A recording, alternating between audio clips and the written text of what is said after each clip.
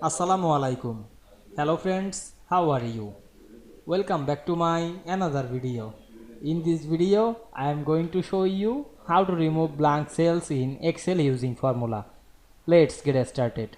At first, you have to open your Excel spreadsheet. We can see here many formula or many data. Now we can see here some cells are blanks. Now we want to remove the cells. At first, select your sheet, click and drag on your mouse.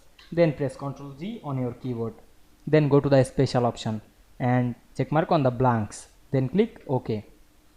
We can see here automatically select the all blank cell or column or row. Click right button to this option and click delete.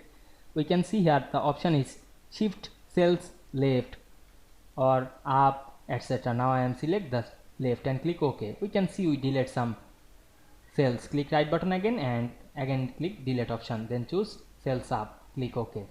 We can see we remove blank cells in Excel easily. I hope you enjoyed my video. Please like, comment, share and subscribe my channel. Thanks for watching.